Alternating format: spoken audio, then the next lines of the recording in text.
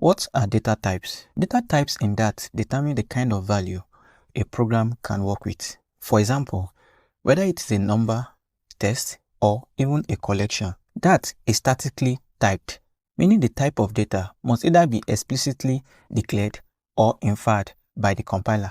Let's look at basic data types in that. The first one is number.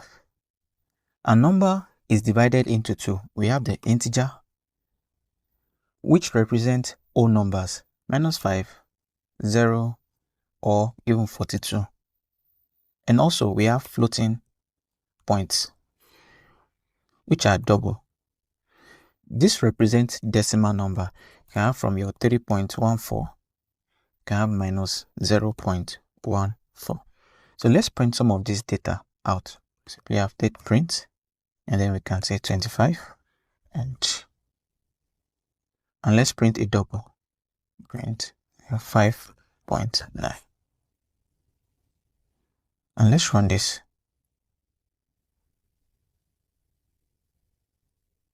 And here I have 23 and 5.9. Now let's talk about another data type we have in that, which is strings. Strings represent sequence of character which can be included in single, double, or triple quotes. Let's look at an example. Print, and then we're going to start with a single quote. Can have hello world, and then this. So this is single quoted string. And also we can have double quoted string. Say print, double, and then learn that is fun. So let's add semicolon here. So this is double quoted string. And lastly, we can have triple quoted string.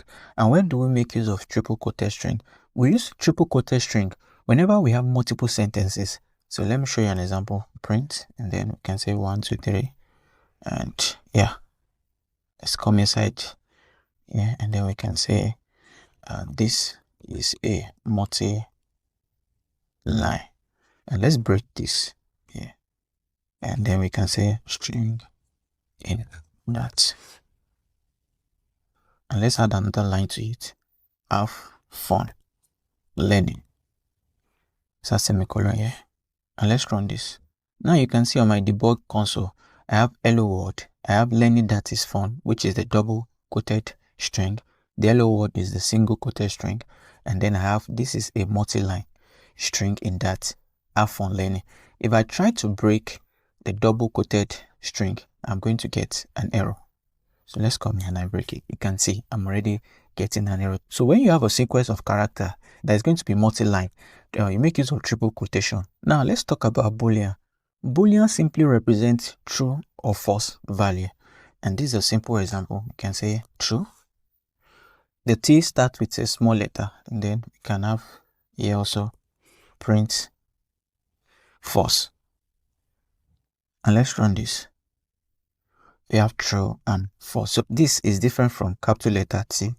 So always ensure that whenever you're writing true, you start with a small letter T, and then for the false, it's also different from capital letter F.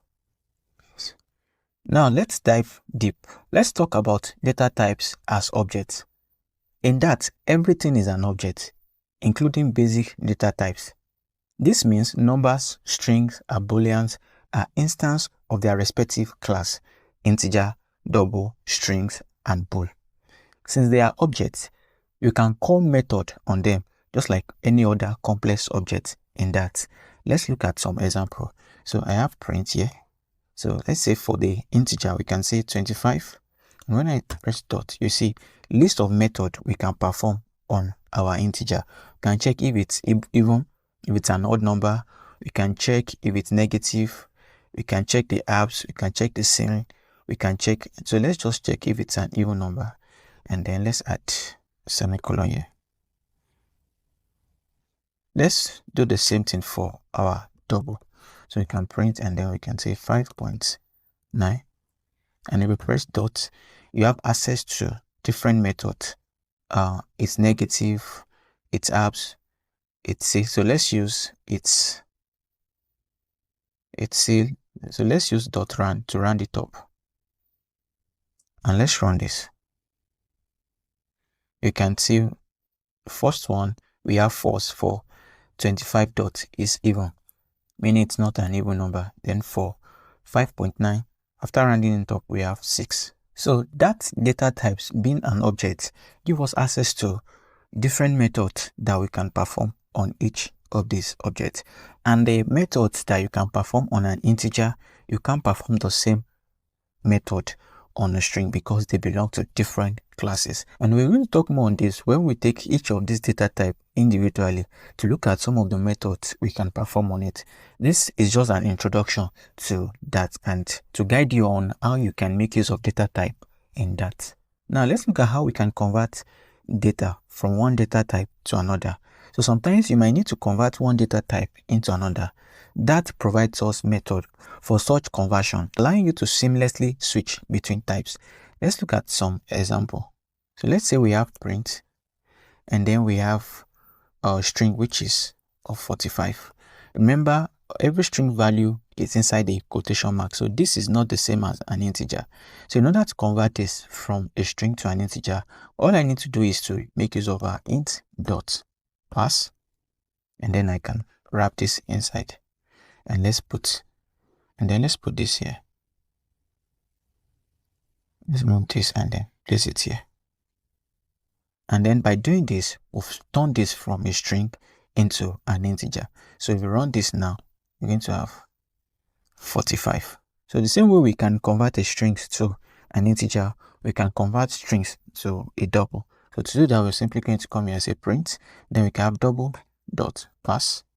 And then we can pass the string value. So for this one, I'm just going to be adding 30.14.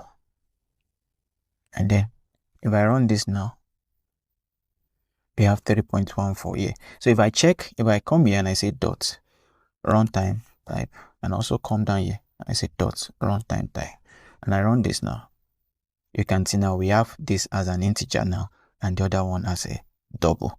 So we've successfully converted it from a string to a double number. Now let's look at how we can convert an integer to a string and also a double to a string. So let's just remove this, and let's remove this. So to convert this to a string, we just make use of a dot, and then we can have dot to string. And then if I should have my runtime type here, let's do the same thing for our double. So let's remove this, and then let's come here and type dot to string. And if I should have run type, and we run this now, you can see for the two, they are both strings. So we've successfully converted an integer to a string, and then we've successfully converted a double to a string. So in this tutorial, we've covered that essential data types: numbers, strings, and boolean. We've explored how these types are objects and learned how to convert them from one data type to another data type. Understanding this will help you write cleaner and more dynamic code. Experiment with this example and see how they fit into your own project. If you found this tutorial helpful, give it a thumbs up, share and subscribe for more Dart and Flutter content. See you in the next tutorial.